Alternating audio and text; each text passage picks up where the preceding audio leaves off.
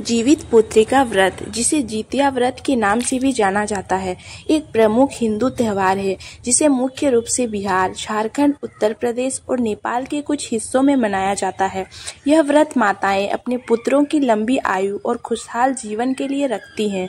इस व्रत की कथा और रीति रिवाज बेहद महत्वपूर्ण माने जाते हैं।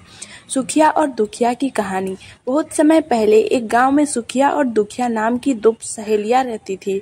सुखिया का जीवन समृद्ध और खुशहाल था, जबकि दुखिया गरीबी और कष्टों से घिरी थी। दोनों ने एक ही दिन जितिया व्रत करने का संकल्प लिया था। व्रत के दिन दोनों ने नियमों का पालन करते हुए व्रत रखा। व्रत का नियम यह था कि व्रत के दौरान किसी भी प्रकार का अन्न या जल ग्रहण नहीं करना चाहिए। सुखिया ने कठोरता से नियमों का पालन किया और पूरा दिन बिना कुछ खाए पिए बिताया। दूसरी ओर दुखिया की हालत इतनी गंभीर थी कि वह व्रत के बीच में ही भोजन कर ली। रात में दोनों ने ही एक सपना देखा कि महिला जो जितिया माता थी, सुखिया को आशीर्वाद दे रही थी और दुखिया को डांट रही थी। जितिया माता ने कहा, सुखिया, तुमने व्रत के सभी नियमों का पालन किया है, तुम्हारी संतान को लंबी उम्र और सुख समृद्धि मिलेगी। दुखिया, तुमने नियमों का उल्लंघन किया है, इसीलिए तुम्हारी संतान को कष्ट झेलना पड़ेगा। अगले दिन सुखिया की संतान सचमुच स्वस्थ और लंबी उम्र पाई, जबकि दुखिया की संतान को कई कठिनाइयों का सामना करना पड़ा।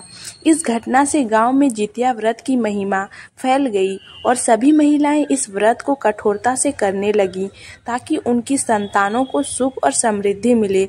इस प्रकार सुखिया और दुखिया की कहानी हमें यह सिखाती है कि नियमों का पालन और व्रत की सच्ची श्रद्धा से ही हमें इच्छित फल की प्राप्ति होती है।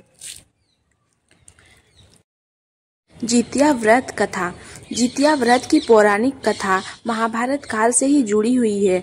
इस कथा का प्रमुख पात्र राजा जिमुतवाहन है। आइए इस कथा को विस्तार से जानते हैं। प्राचीन समय में गांधार प्रदेश में शालिवाहन नाम के एक राजा राज्य करते थे। उनके पुत्र का नाम जिमुतवाहन था। जिमुतवाहन बाल्यावस्था से ही बहुत दयालु और धर्मात्मा थे।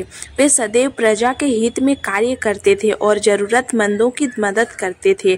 जब राजा शालिवाहन वृद्ध हो गए तो जिमुतवाहन ने राज्य का कार्यभार संभाल लिया।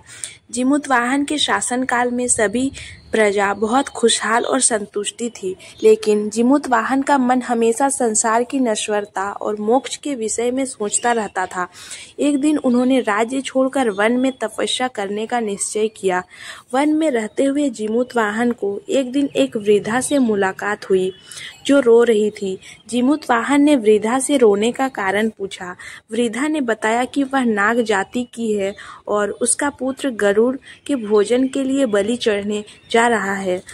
गरुड़ और नागों के बीच समझौता हुआ था कि नाग रोज एक नाग को गरुड़ के भोजन के लिए भेजेंगे ताकि गरुड़ नागों को नष्ट ना करें। वृद्धा का पुत्र अगली बलि के लिए चयनित हुआ था।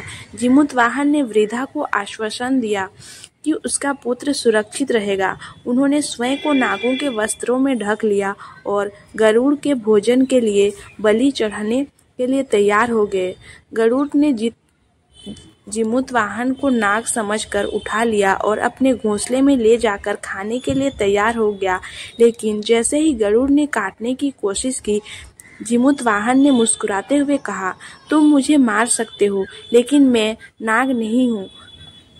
गरुड़ ने जिमुतवाहन के साहस और निष्ठा को देखकर उनकी महानता को समझा और उन्हें छोड़ दिया। गरुड़ ने जिमुतवाहन से माफी मांगी और वचन दिया कि वह आगे से किसी भी नाग को नुकसान नहीं पहुंचाएगा। व्रत का महत्व। जिमुतवाहन की इस महानता और बलिदान की कथा से प्रेरित होकर माताएं जितिया व्रत रखती हैं। वे अपनी संतानों की लंबी आयु और खुशहाल जीवन की कामना करती हैं। इस व्रत को 3 दिन तक पालन किया जाता है। पहला, नहाय खाए। इस दिन व्रती महिलाएं स्नान करके शुद्ध भोजन करती हैं और व्रत की तैयारी करती हैं। नंबर 2, खर जितिया। इस दिन व्रतधारी महिलाएं निर्जला व्रत रखती हैं। वे दिन भर बिना जल और अन्न के रहती हैं। नंबर 3, पारण, तीसरे दिन व्रत का पारण किया जाता है।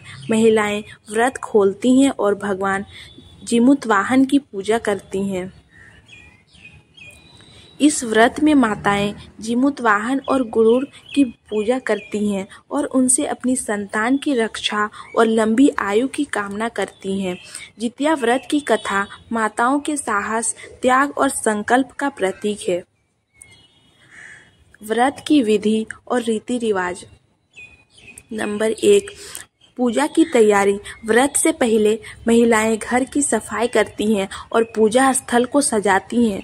पूजा के लिए मिट्टी या पीतल की प्रतिमा, जल से भरा कलश और पूजा के अन्य सामग्री का उपयोग किया जाता है।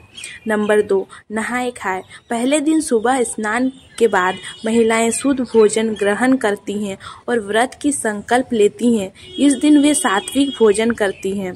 नंबर 3, खर जितिया। दूसरे दिन महिलाएं निर्जला व्रत रखती हैं। वे पूरे दिन जल और अन्न ग्रहण नहीं करती। शाम को वे जीमूतवाहन और गरुड़ की पूजा करती हैं और कथा सुनती हैं। नंबर 4, कथा का श्रवण। पूजा के समय महिलाएं जीमूतवाहन की कथा सुनती हैं।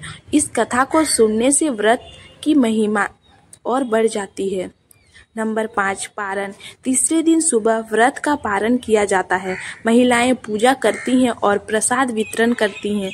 इसके बाद वे भोजन ग्रहण करती हैं। व्रत का फल। माना जाता है कि जितिया व्रत रखने से संतानों की आयु लंबी होती है और वे जीवन में सफल और खुशहाल होते हैं। इस व्रत से माताओं को भी मानसिक और शारीरिक शक्ति मिलती है। जितिया व्रत माताओं के प्रेम, त्याग और संकल्प का प्रतीक है। यह व्रत हमारे समाज में मातृत्व के महत्व और संतानों की सुरक्षा के लिए माताओं के त्याग को